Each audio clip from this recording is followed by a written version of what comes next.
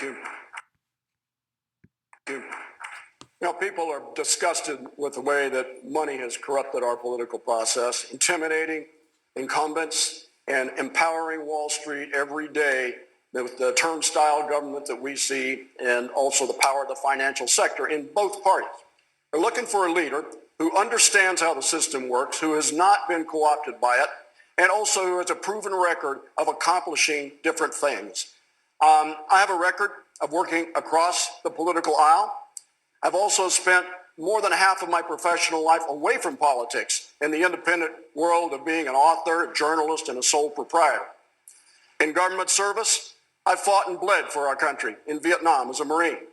I spent years as Assistant Secretary of Defense, Secretary of the Navy in the Reagan administration. In the Senate, I spoke about economic fairness and social justice from day one.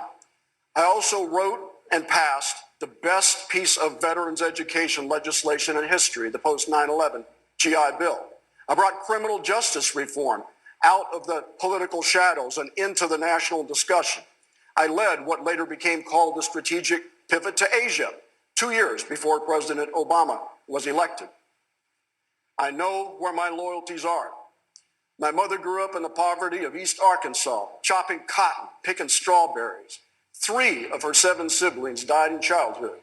My wife, Hung, came to this country as a refugee from war-torn Vietnam, learned English, a language that was not spoken at home, and earned her way into Cornell Law School. I have 5 daughters. Amy works with disabled veterans. Sarah is an emergency room nurse. Julia is a massage therapist. Emily and Georgia are still in school.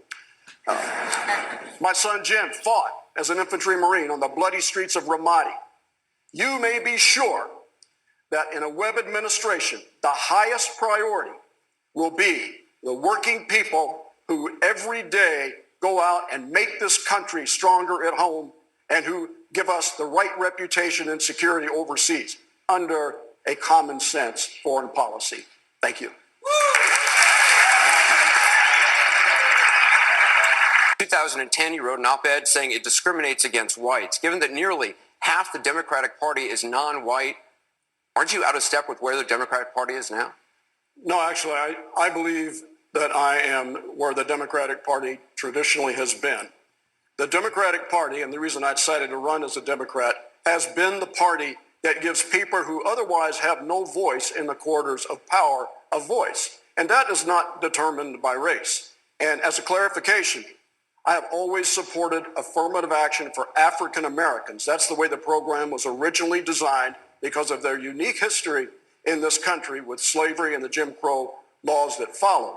What I have discussed a number of times is the idea that when we create diversity programs that include everyone, quote, of color, other than white, struggling whites like the families in the Appalachian Mountains, we're not being true to the Democratic Party principle of elevating the level of consciousness among our people about the hardships that a lot of people who happen to be white have, by culture, by the way.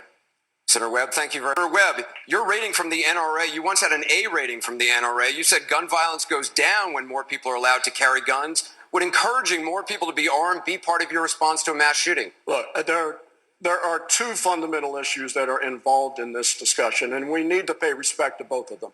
The first is the issue of who should be kept from having guns and using firearms. And we have done not a good job on that. A lot of them are criminals, and a lot of the people who are getting killed are members of gangs inside our urban areas, and a lot of them are mentally incapacitated. In the shooting in Virginia Tech in 07, this individual had received medical care for mental illness from 3 different professionals who were not allowed to share the information. So we do need background checks. We need to keep the people who should not have guns away from them, but we have to respect the tradition in this country of people who want to defend themselves and their family from violence. Senator, there are people are going back and forth here for 10 minutes here.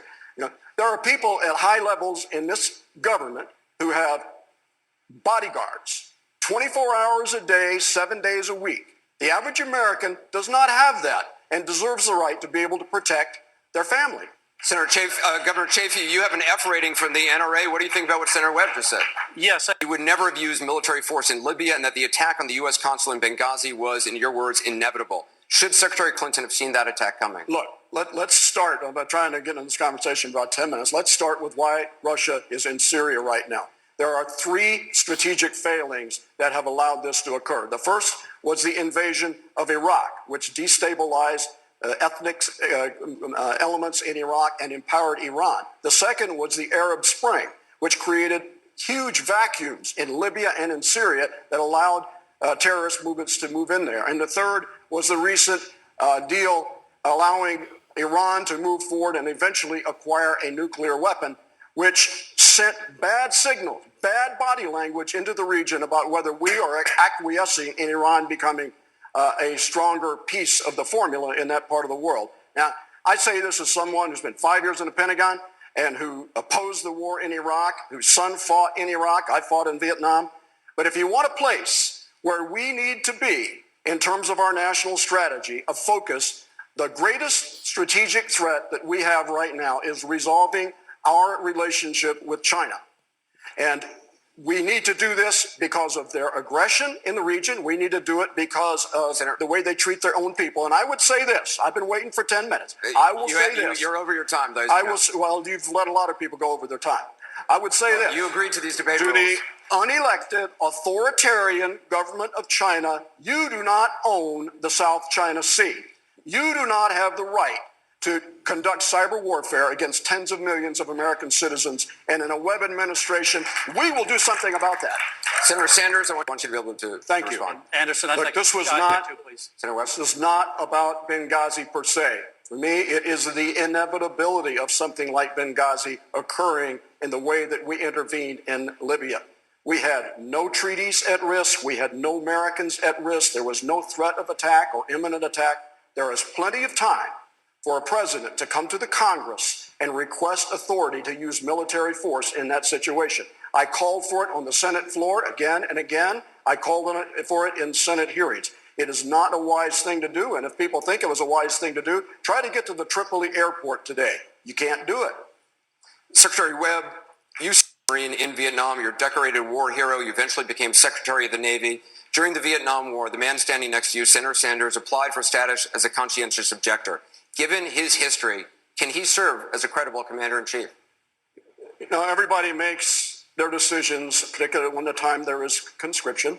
And as long as they go through the legal process that our country requires, I respect that. And it would be for the voters to decide, whether Senator Sanders or anyone else should be president. I will say this, coming from the position that I've come from a military family, with my brother a Marine, my son was a Marine in Iraq, I served as a Marine, spending 5 years in the Pentagon. I am very comfortable that I am the most qualified person standing up here today to be your commander-in-chief. Senator Sanders, tell an American soldier who's... I believe that the signal that we sent to the region when the Iran nuclear deal was concluded was that we are accepting Iran's greater position in this very important balance of power among our greatest ally, Israel, and the Sunnis represented by the Saudi regime and Iran. It was a position of weakness, and I think it encouraged the acts that we've seen in the past several weeks. 30 seconds for each of you. Governor Chafee, what is the greatest national security threat to the United States?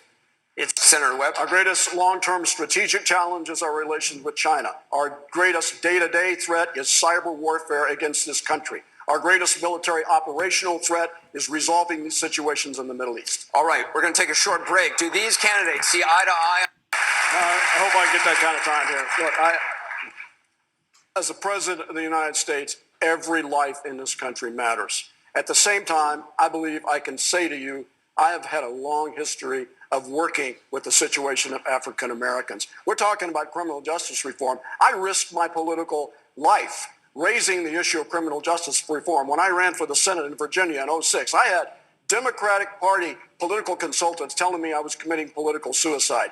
We led that issue in the Congress. We started a national debate on it, and it wasn't until then that the Republican Party started joining in. I also represented a so-called war criminal, African-American Marine, who was wounded, who was convicted of murder in Vietnam for 6 years. He took his life 3 years into this. I cleared his name after 3 years. Thanks, and Senator. I put the African-American soldier on the mall. I made that recommendation and fought for it. So if you want someone who can stand up in front of you right now and say, I have done the hard job, I have taken the risks, I am your person. Senator Sanders, let's talk about income inequality. Wages on Wall Street, is the system rigged? There is a reality that I think we all need to recognize with respect to the power of the financial sector. Let me just go back a minute and say that on the START program, I introduced a piece of legislation calling for a windfall profits tax on the executives of any of these companies that got more than $5 billion, that it was time for them, once they got their compensation and their bonus, to split the rest of the money they made with the nurses and the truck drivers and the soldiers who bailed them out. With respect to the financial sector, I mean, I know that my time's run out, but I mean, in speaking of changing positions on the positions on how this debate's occurred, it's kind of frustrating because unless somebody mentions my name, I can't get into the discussion. You agreed to these rules and you're wasting time. So if you would finish your answer, well, I'm trying to set a mark here, so maybe we can get into a little more later on. This hasn't been equal time.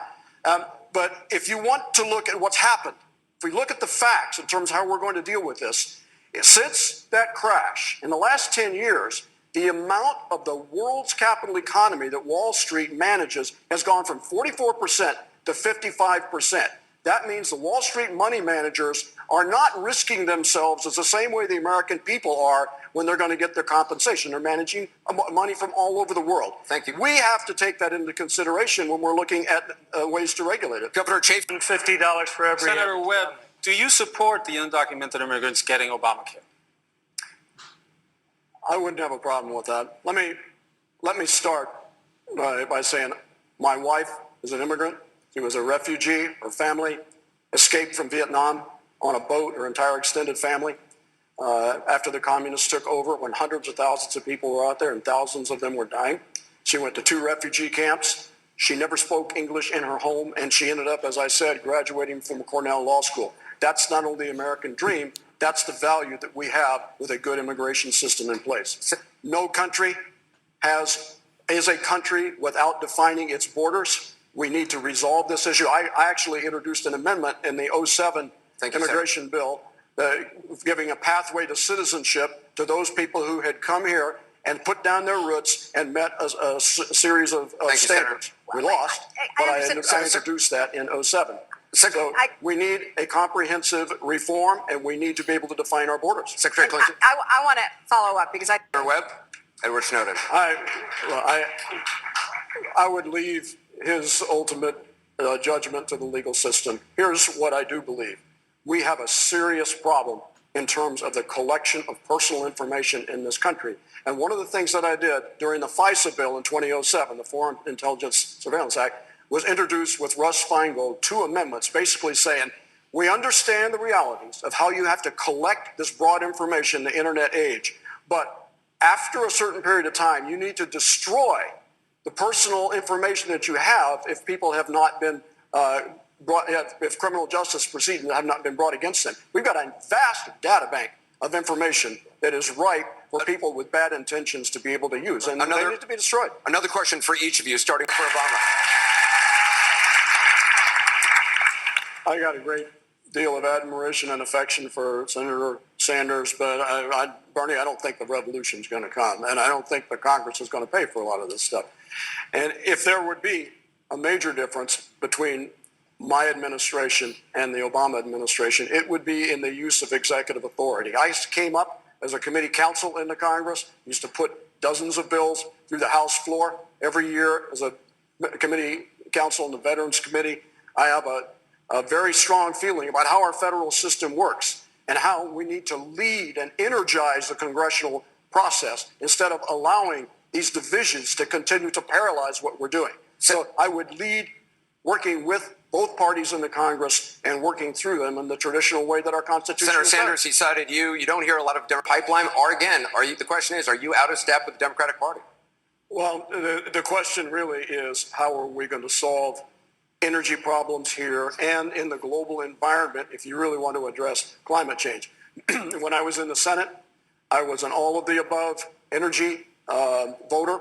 We introduced legislation to bring in alternate energy as well as nuclear power. I'm a strong proponent of nuclear power. It is safe, it is clean, and really, we are not going to solve climate change simply with the laws here. We've done a good job in this country since 1970.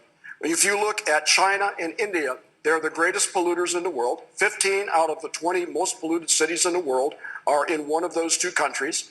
We need to solve this in a global way. It's a global problem, and I have been very strong on doing that. The agreements, the so-called agreements that we have had with China are illusory in terms of the immediate requirements of the Chinese government itself. So let's solve this problem in an international way, and then we really will have a way to address climate change. Senator Webb? I'd have to say the enemy soldier that threw the grenade that wounded me, but he's not around right now to talk to. All right, time for closing statements. Each of you. Thank you. Ladies and gentlemen, it's been a pleasure to be with you tonight. You've heard a lot of promises up here. You've heard a lot of rhetoric. They all seem to happen during campaigns, and then once the election's over, people start from scratch again and try to get things done. One of the things I can promise you, if you look at my record in and out of government, is that I've always been willing to take on the complicated, sometimes unpopular issues and work them through, the complex issues, and work them through in order to have a solution. We did it in criminal justice reform. We've had a lot of discussion here about criminal justice reform. We did it in other ways. We need a national political strategy for our economy, for our foreign policy, for social justice, and by the way, for how you run and manage the most complex bureaucracy in the world, which is the federal government. I know how to lead. I did it in Vietnam. I did it in the Pentagon. I did it in the Senate. And if you will help me overcome this cavalcade of financial irregularities and money that is poisoning our political process, I am ready to do that for you in the White House.